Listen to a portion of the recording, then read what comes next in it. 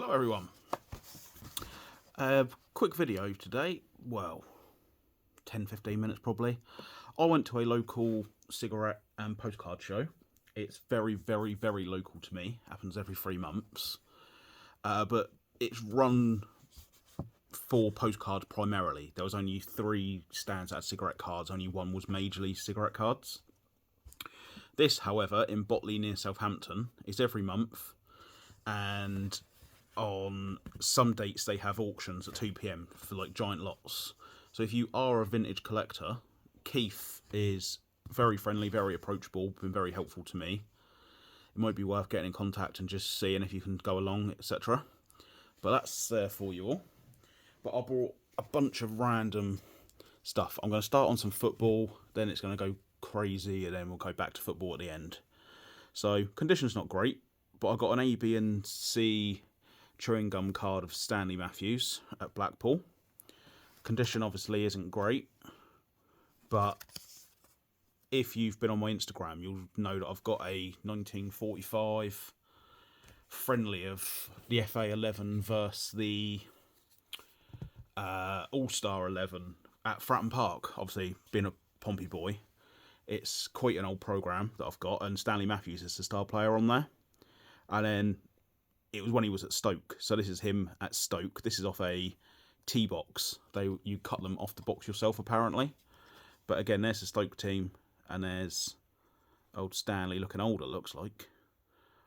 I'm gathering that's him anyway. But I also grabbed the Man United one. Charlton, Law, and George Best. So I thought that was quite a cool little card to get. Obviously, I have seen that some companies do grade the hand-cut cards. Now, indulge me with some horse racing through this, people. I know no one else likes horse racing except me. I have no interest in these cards whatsoever. Oh God, I don't want these cards. I don't know these jockeys. And there's Fred Perry. The cool thing about these cards, I brought 1 damage so I can do it myself, and here's an example that I can show on camera. On the back, they're inverted back, so you turn them upside down. You pick what horse is going to win the race. So blue, yellow, green or brown. Choose your horse, then moisten the winning post with a finger or end of a wet match to find the winner. So if you said, oh, I think yellow's going to win, you would wet this symbol up here, and what happens is that one was blue was the winner. How cool of an idea is that? So I've got the Fred Perry, obviously he's famous. I got him used as an example. I got 2, honestly to me, I would probably grade that one just because it's in slightly better condition. But I'd grade it and have the back on display because I like the back more. But this one's all jagged down the edge. So I'm actually going to give this a go. I might do like a little Instagram clip or a YouTube short of that. But I thought that was like a really cool idea and I couldn't resist them. They were 50p, like ridiculous. Another horse racing one.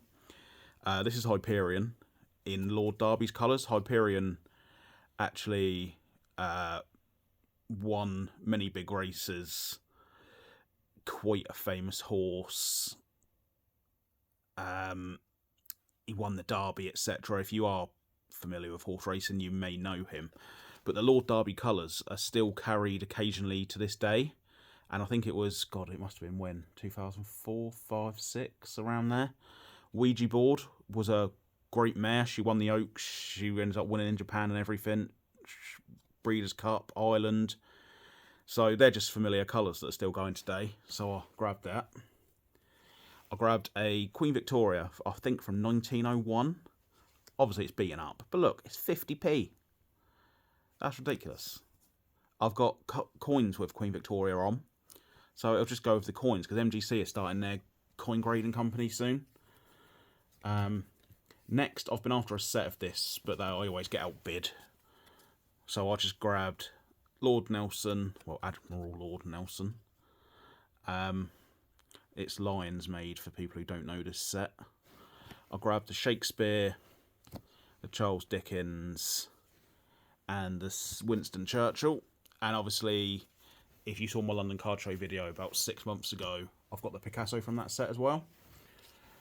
Another set that I've been trying to get, but I always get outbid on, is the Leaders of Men by Ogdens. So we've got here Isaac Newton, Gravity, Charles Darwin, Evolution, Attila the Hun, just who doesn't like a dictator, Christopher Columbus, discovered America, and Galileo, mapped the sky, didn't he?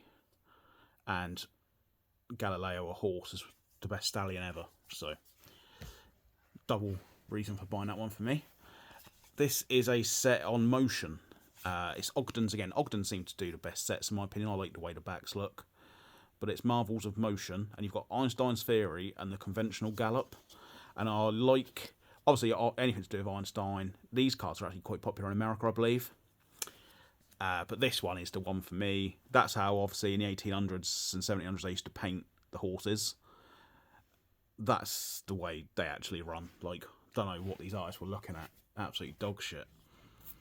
Oh, I've got another couple of old cards like Canvas Style, Shakespeare, Lord Nelson, and Charles Dickens again. If anyone's interested in the set. This one's been peeled, unfortunately. But they're from Carreras, so... He did have some teddies and stuff there as well. Don't think I brought any, though. Again, for me, I think these were like something like 1927. So you've got flat racing and you've got steeplechasing. And it's Carreras again. You can have a little read of that if there is any interest at all. These ones are, I don't know if I showed my ship cards that I brought, but these are Carreras. But like the ship ones, they're I don't know if I can pick up, but they're a glossy finish. So they're just famous landmarks. The Pyramid and Sphinx, obviously just brought the Tutankhamun tomb discovery. I've got Big Ben from when Britain was actually great. And the Capitol building at Washington. So, Carreras again. It was cool going through, like, you had literally, say, 6 binders of Carreras, 7 binders of Ogdens, and just flicking through every set. Then there was mixed bins of just, like, cards that were just single cards. You had trade cards, you had 1980s, 1990s sport cards. This one is sentimental to me. HMS Dispatch, made in 1919, but it went to World War II. And it was a ship that my granddad actually served on. So, despite the ink and that on the back, this was actually a full set for £8, and I only wanted this card. And Keith said, listen, I've probably got another one of that at home somewhere. Just add the card for 50p. So, that is, especially yesterday, obviously it was Remembrance Sunday. And to get that, I thought a pretty cool little tribute to my granddad. I don't know if you saw my Muhammad Ali one from this set, Venerlandus, but this is just Lester Piggott, great jockey. That was 25p. I mean, it's stupid not to buy, innit? How many people can say they went out and brought the Mona Lisa? Well, I did. It's a stamp, Leonardo da Vinci, written on it as well. I quite like that. There's a like painting version of her in like an oval shape. But I thought actually saying Leonardo da Vinci, I thought that was quite cool. But it's from a German stamp in 1952, that picture. Once again, you'll notice a lot of repeated... Oh, I've got one missing here. Hold on. Pass, I've lost a card. Who cares? What was the other one of these that I brought? Oh no, it is there. Don't worry, ignore me. I'm just getting a lot of historical figures. I've got loads of Nelson. There was a few Napoleons, and I just forgot to pick them back up. So, Nelson, Shakespeare again, Queen Liz, and Henry VIII. At school, I was obsessed with him. I've always loved history. If it isn't obvious, I'm getting cards that are up to 100 years old, and they're all historical figures. I mean, if it's not obvious, I did love Henry VIII. I was like, that dude is legit. King of the country, does whatever he wants, makes his own religion. How many wives? He was just like, I'm doing what I want. I'm basically a god amongst men. Now that is an attitude that I can fuck with. So, I think these were older. I think these were maybe a 52 set. They definitely feel newer. This is just a funny one. I don't think it's going to show up on camera. Can you see the silver on the stomach and the gold? This is like a holographic card of a kingfisher. 75p. I think it must be 20s or 30s. But I love kingfishers in this country. This is an Indian one, I think it said. The bird inhabits South India. Yeah. But I love our kingfishers. But a little known fact about me, I love birds. I've had finches, cockatiels, budgies, canaries. If I was a massive millionaire dictator, I'd have a pet toucan on my shoulder. Parrots are too easy. Who wants to be a pirate? You got to get a toucan and be a dictator. That's what you want to be. So I just saw that and thought a holographic card from that time period was insane. Got this just because I'm after Boguslavski bigger cards. They're double as tall, double as long. And their races like 2,000 Guineas, Derby, Cesarewitch. I was hoping they were going to be there. He thought he had them, but he just had the smaller ones. But again, I think this is something like 1927, 31, something like that. And Papyrus won the Derby as well. I've got one last horse racing card, because I'm sure you're all sick of those. This is just a steeplechase card from Mitchell and Son. I've got some Mitchell and Son cards. But this, the original painting of that was made in 1832, and I think this card was from 1925, 1930 maybe. So, it's a bit of fun, innit? The last one of me ship cards, I've been getting ships quite regularly, actually. I've not shown all of them, but this is HMS Victory, obviously. It's parked up down the road in Pompey. So, oh dear, sorry people. But it's Carreras again. Carreras and Ogdens definitely seem to be the tops and panini of the cigarette card world, I would say. Here's another funny one for you. They were cards on battles, combat, etc. Answers on a postcard. They are Siamese fighting fish. Beta fish, better fish, depends on how you pronounce it, from Indonesia. Sports of the countries. A very unusual sport is fighting fish contests. The fish are small labyrinth males which fight to the death in tanks, and huge sums of money are wagered. 1,000 people in Bangkok breed the champions, which will fight each other for 6 hours. So, oh, it's Thailand, yeah. But I actually used to have these, and I actually ordered fish from Thailand. They come in a little plastic bag, half filled with water, half filled with air, because these actually do breathe air, so you can't have a full bag of water. And they would bubble it up in bubble wrap, they'd put it in a box of polystyrene, and they would get shipped through the post from Thailand to the UK, and literally, the parcel would be at the door, and you'd be signing for a parcel, and the postman doesn't know there is a fish. Like, surely getting a live animal through the post is somewhere illegal, but it's what I used to do, and I used to have some amazing fighting fish. I saw this, and I absolutely couldn't believe that there was a card of it. What I will do, actually, when I post these cards on my Instagram, at Pompey's _other_stuff, I will post my favourite fighting fish, the one that I had a few come from Thailand, but I'll post my favourite one that I've got from Thailand. It was cream and bright blue, and it was spectacular. It was amazing. Right, now we're getting on to pop culture. Daleks. I'm currently showing my kid Christopher Ecclestone through to Matt Smith, probably, Doctor Who's. I don't like the old bloke, don't like the woman. But she's now aware of the Daleks, so as a jokey little thing, I got them. But I think they were from 65 or so. One's for ice cream, one's for sweets. But you can't go wrong with a Dalek, can you? And then this is worthless. My dad, he loved Star Trek. He was a big fan of Worf, and he had the hots for 7 of 9, a woman character. I saw it in there for £1. It says Klingon. It's got Worf. Why not? It's Weetabix. How do you like your Weetabix? If you're American, you may not know what that is.